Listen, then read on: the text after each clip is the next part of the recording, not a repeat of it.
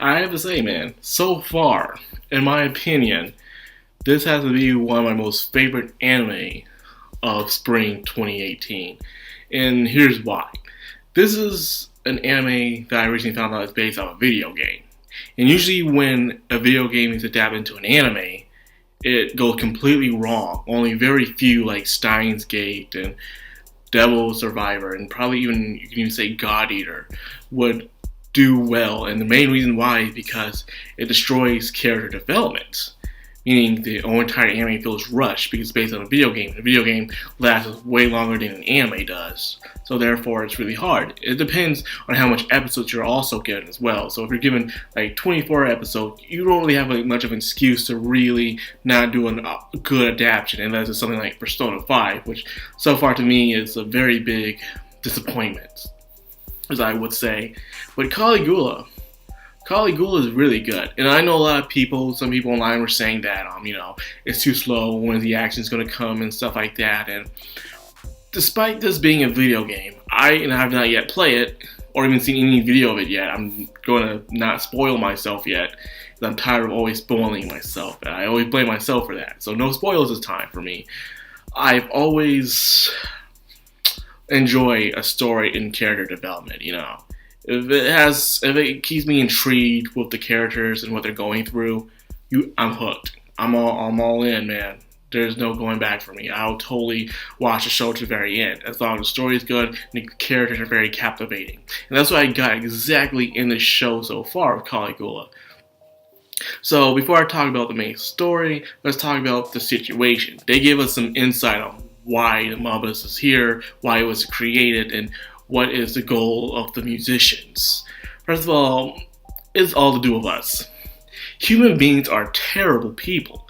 Like, we go online, just because we have this ability to go online, we like to troll and be total douchebag and just spread so much negativity for no reason all over the internet, just trying to find some way to screw someone's day up.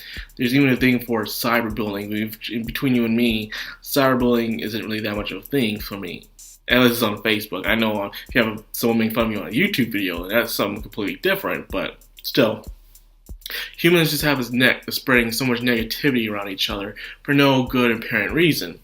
And of course, apparently Mew and Arya were actually good friends going through the internet, and they had all this negativity around them, and Mew definitely couldn't take it no more. So she pretty much created the Mobius in a way to help the people out who are her fans. Because she knows that she started to sing, and there are people who love their music. People who going through traumatic things, and they also wish to escape from their harsh reality. So pretty much all the characters that are very self-aware in the show are people who are fans who listen to Mew's music. And because of that, they have a very special ability doing with their emotions. So the musicians are those who wish to keep things the same. They're the true masterminds. They're the ones who became self-aware, but decided to keep things the same. So there's two different types. There's the rebellions, those who are on Arya's side, and those who wish to keep things the same. The Order, who are on Mew's side, or they're using Mew in a way. They both became self-aware of what's going on, but they went different paths. One went to the path where they want to go back to reality, but they don't know why, but they just feel like this isn't right. While those who want to stay where they're at because they'd rather be dead than go back to reality. So that's exactly what's going on here.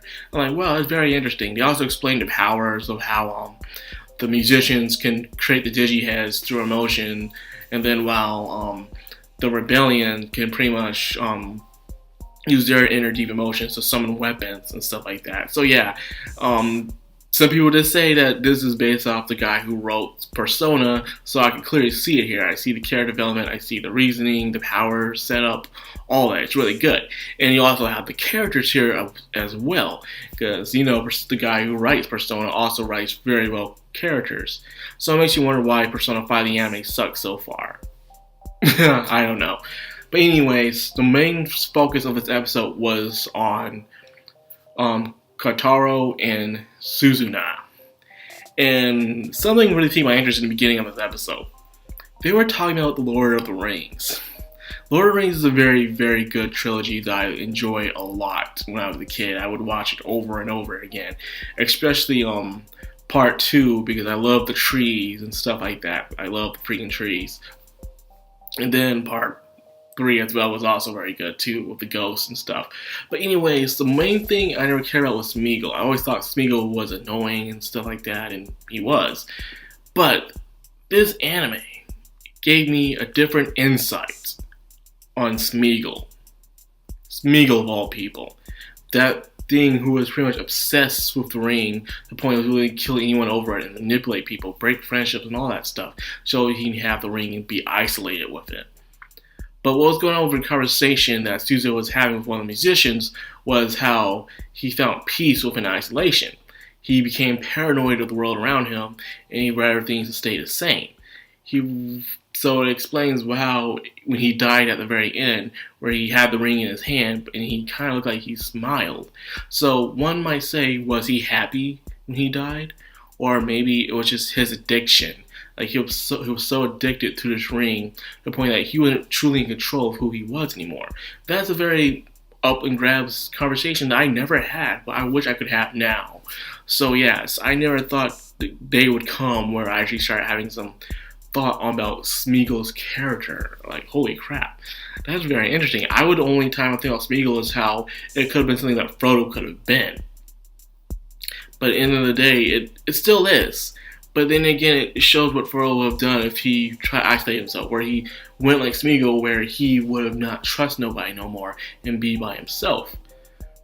And then he'll find solitude and be obsessed with this thing that's not really much of a big deal in the end. Sure, it only brings ultimate power only to the master, but that's it.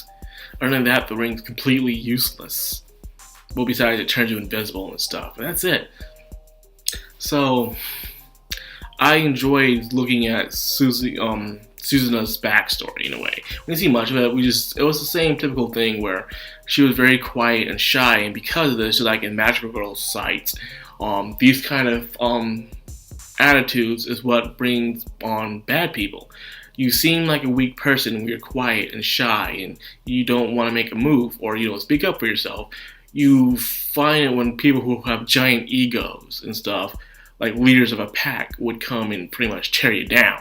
But that's exactly what happened here. She started eating lunch on the toilet, being by herself, trying to avoid people. She became scared of people. So it completely justifies her character right now. She was too quiet and shy. She had a social anxiety. And because of that, it caused people with giant egos who are not afraid to express themselves to pick on her. It really sucks after all these years of knowing this kind of thing exists, we still haven't created a way to help people with social anxieties in this world. We're working on it, but it's just not good enough. There's so many people out there who are still getting bullied because of their social anxiety. So it really sucks.